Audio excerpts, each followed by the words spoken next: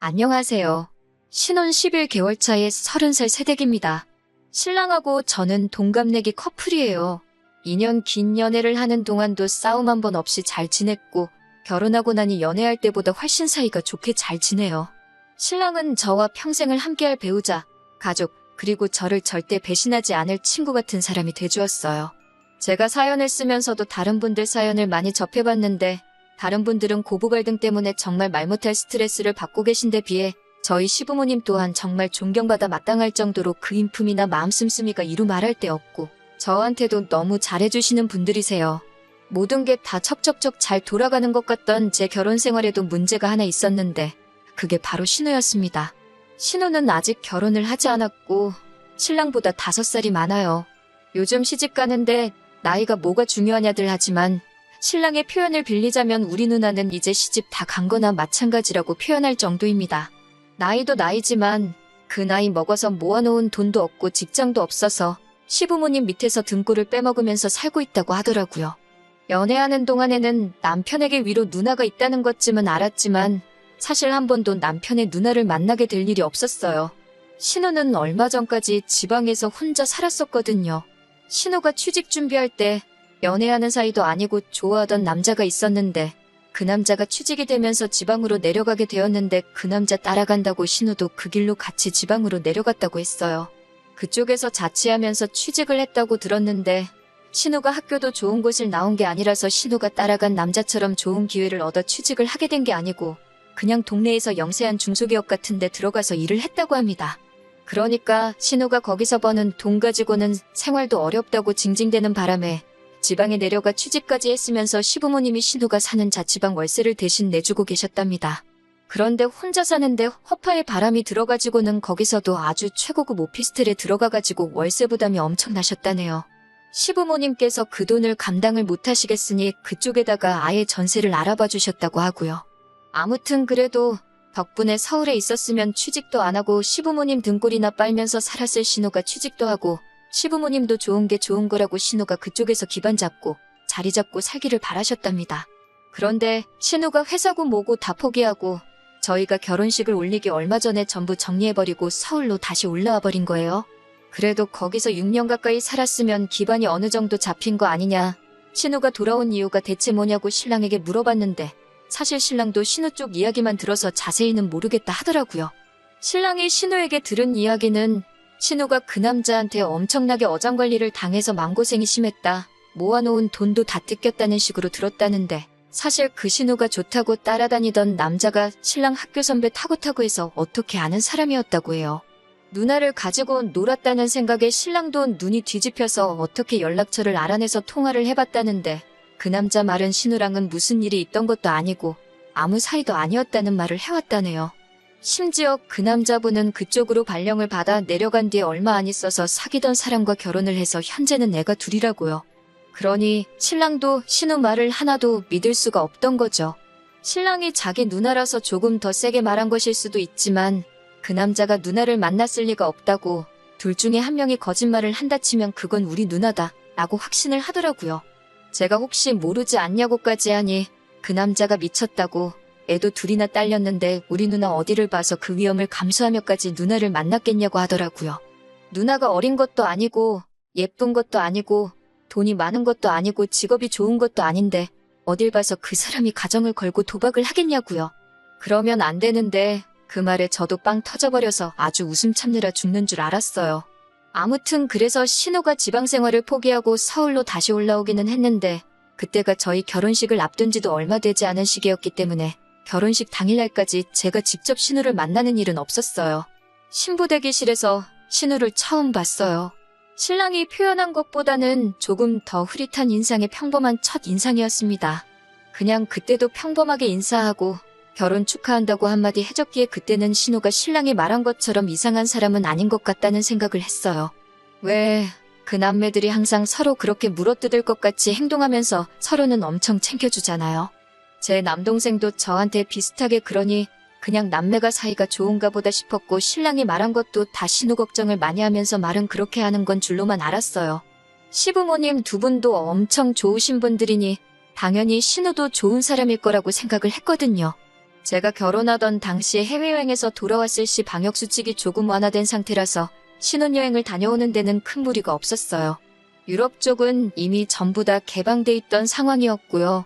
그런데 괜히 가서 병 얻어서 돌아올까봐 걱정이 돼서 저희는 신혼여행은 생략하고 모든 게 다 안정이 되었을 때 진짜 좋은 곳으로 편하게 다녀오자는 계획을 세워서 그렇게 결혼식 끝나자마자 곧바로 저희의 신혼생활이 시작되었습니다. 결혼식 당일날에는 너무 긴장을 해서 그런가 그 시간이 어떻게 지나갔는지 잘 기억도 안 나요. 그냥 무작정 웃음만 나고 행복했던 게 기억이 나네요. 딸을 보내는 친정아버지는 조금 섭섭하셨던 것 같은데 저는 마냥 좋기만 했어요. 아무튼 식비 같은 거 다 정산을 하고 나서 방명록이랑 축의금은 저희가 챙겨서 신혼집으로 돌아왔습니다. 하객이 신랑과 저희 쪽 하객 합쳐서 250명 정도가 왔었어요.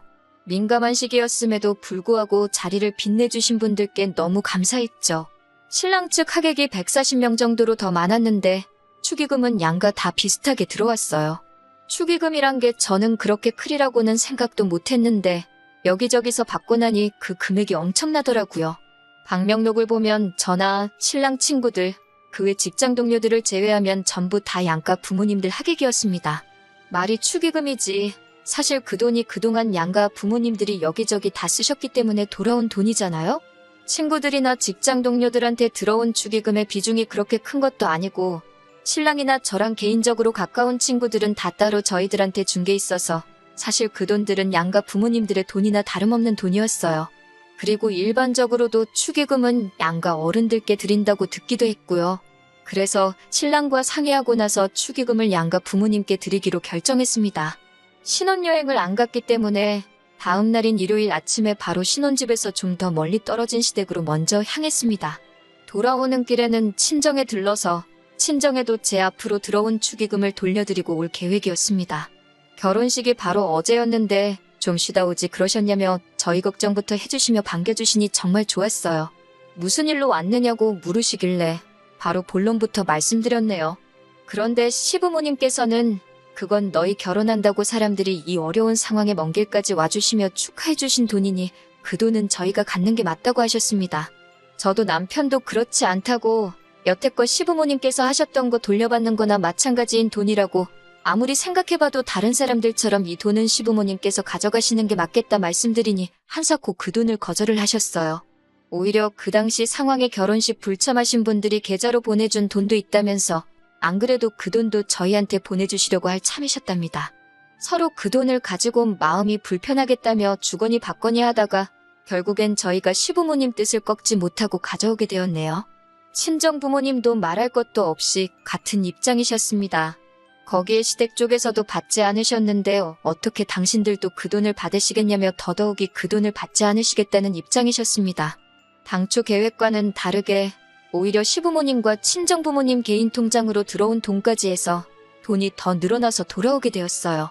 집에 도착해서 남편과 상의를 하고 나니 그러면 그 돈으로 우리가 양가 부모님들께 뭐라도 해드리기로 결정했습니다. 생각해보니 신랑이나 저나 신혼집 리모델링까지 해서 삐까번쩍하게 꾸며놓은 걸 보니 신랑은 시부모님 집이 오래돼서 고쳐드리고 싶고 저도 저희 부모님 가전이며 가구들이 저희 어머니가 시집 오실 때 해놓은 걸 그대로 쓰고 계시니 그걸 바꿔드리면 좋겠다고 생각했어요. 거기에 겨울 되면 바람이 들어차니 차씨도 교체해드리는 게 좋겠다 싶었습니다. 모처럼 그 큰 돈을 의미있게 쓸 수 있게 방향이 잡히고 있으니 기분이 좋더라고요. 신혼여행을 안 간지라 회사 휴가도 남아있어서 신랑하고는 아예 회사에 휴가를 맞춰서 냈습니다. 그리고 그 기간 동안 신혼집 구할 때 마냥 리모델링 회사도 보러 다니고 전자제품 마트랑 가구점 돌아다니면서 이것저것 고르고 있으니 신혼집 알아보면서 지치도록 했던 건데도 기뻐하실 양가 어른들 생각하니 그건 나름대로 또 즐겁더라고요. 그러던 어느 날인데 신우한테서 전화를 한 통 받게 되었습니다. 신우라고는 결혼식 날 한 번 본 게 전부인데 남편이 아니라 저한테 전화가 오니 조금 의아했습니다. 남편은 그때 일은 아침이라 아직 자고 있었는데 남편 전화로도 먼저 걸려왔던 게 아니라 정말 저한테 바로 들어온 전화였어요. 결혼식 날 정신이 없었으니 결혼 축하한다고 다시 한번 말해주려고 전화를 걸은 건가 싶어서 한치의 의심도 없이 전화를 받았어요. 신우가 그런 걸 요구할 줄은 정말 상상도 못했으니까요. 전화를 받으니 신우는 저한테 인사도 건너뛰고는 다짜고짜 축의금에 대한 행방을 묻더군요. 설마 그 돈을 벌써 다 써버린 건 아니겠지 하고 묻는 겁니다. 신우도 자식이고 하니 당연히 부모님께 드려야 할 돈을 저희가 갖게 해주셨다고 한들 아마 저희가 그 돈을 정말 저희들 사리사욕 채우는데 홀랑 써버릴까봐 노파심에 연락을 한 줄로만 알았습니다.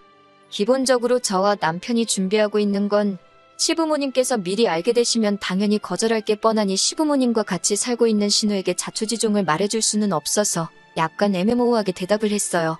그런데 제 생각이 틀렸더라고요.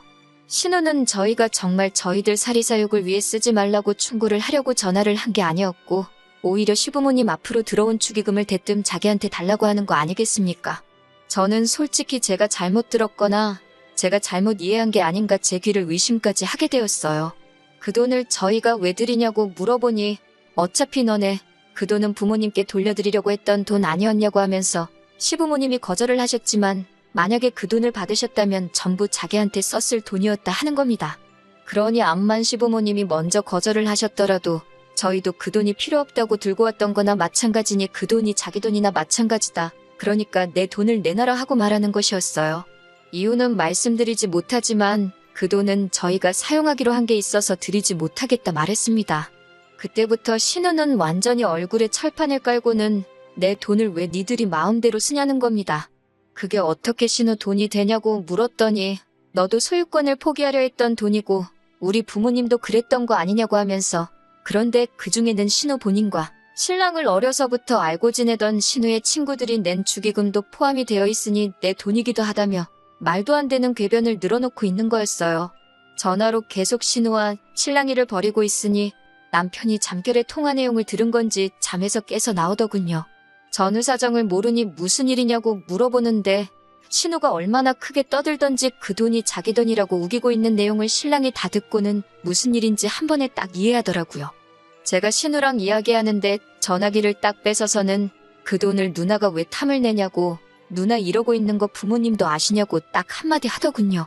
신우는 전화기 너머로 그새 남편한테 가서 그걸 고자질을 했냐고 하면서 악을 쓰고 있었고요.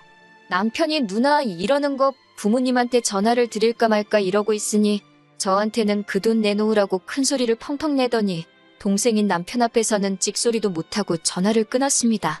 신우랑 신우 친구들이 대체 축의금에다가 얼마를 냈길래 그 돈이 내 돈이라고 우길 수 있는 건지 방명록을 열어봤어요. 남편이 기억을 되짚어가며 누가 누나 친구인지 찾아봤는데 누나 친구 아는 이름 하나 있다고 하면서 방명록 한쪽을 가리키더라고요. 누구누구 왜 유명해가지고 6명이 와서 10만 원을 내고 갔더라고요. 신우도 하나뿐인 동생 결혼식인데 뭐 하나 해주지는 못할 망정 5만 원을 축의금이라고 냈더군요. 집에 휴지나 세제라도 사왔으면 이런 말도 안 하겠어요. 몇 천만 원이 되는 축의금 중에 꼴랑 7명이서 15만 원 낸 거나 마찬가지인 돈을 가지고 자기 지분이 있으니 그 돈을 내놓으라고 하는 걸 보니 하도 어이가 없으니 웃음이 다 나더라고요. 남편은 배꼽을 잡고 뒤집어지면서 이게 30대 후반 다 되는 사회인들이 낸 축의금이 맞냐면서 포복절도를 하더라고요.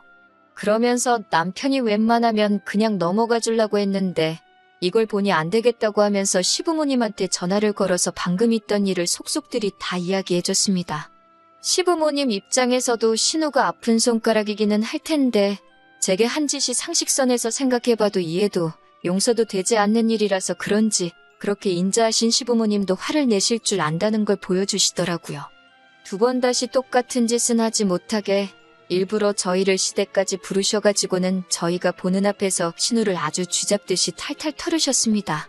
신우는 남편을 째려보면서 네가 말했냐 하면서 씩씩대고 있는데 그 모습이 무슨 어린 시절에 심술 많은 동네 친구가 엄마한테 혼나면서 딴짓은 더 혼날까봐 못하고 째려보고 있는 그 모습이 딱 비쳐 보이더라고요. 혼자 살면서 정신이라도 좀 차렸으면 했는데 오히려 더 버려놓은 것 같다고 신우가 지방에 처음 내려갔을 때 지원해주신 신우 정착금도 도로 다 가져시겠다고 하시고 신우도 집에서 내쫓아버리셨네요. 오냐오냐 다 받아주니까 세상 어려운 줄 모른다고 혼자서 밥값 할 수 있는 정도가 되면 그때 다시 돌아오라고 하고요. 쫓겨나는 신우한테 남편이 15만 원 건네주면서 이거 축의금으로 들어온 누나네 돈이라고 이거 돌려줄 테니 이거 먹고 떨어지라고 하는데 솔직히 그러면 안 되는데 옆에서 보고 있는 제 속이 다 후련하더라고요. 신우는 결국 지방에 다니던 회사에 사정사정을 해서 다시 입사를 하게 되었고 다시 혼자서 지방에 내려가 살게 되었어요. 하지만 달라진 게 있다면 시부모님이 신우에 대한 지원을 전부 끊어버렸다는 거예요. 시부모님도 이번엔 독하게 마음 먹으신 것 같은 게 자꾸 오냐오냐 해줬더니 당신들께서 신우를 저렇게 만들어 놓은 것 같다며 이번에야말로 신우가 스스로 구실을 할 수 있게 도와줘야겠다고 굳게 다짐하셨나 봐요. 신우도 처음에는 죽는 소리 하다가 사람이 그 정도로는 죽지 않는다는 걸 깨닫고는 지금은 정신 차리고 적응도 하면서 일을 하고 있나 봅니다. 얼마 전에 시부모님 집 리모델링이 끝이 났어요. 바닥이며 벽지, 부엌에 화장실까지 전부 다 싹 바꿔드렸습니다. 시부모님도 엄청 좋아하셨고요. 그래도 부모님 사랑을 느낄 수 있는 게 신우가 힘에 부치면 돌아올 수 있게 신우방은 그대로 남겨두시고 인테리어에 맞게 가구도 새 걸로 다 장만해 놓으셨더라고요. 저도 신우가 저희에게 그런 억지 부리는 사람이 아니라 이번에는 정말 존중받고 한 식구로서 같이 세상을 헤쳐나갈 수 있는 좋은 가족이 되어서 돌아오면 참 좋겠네요.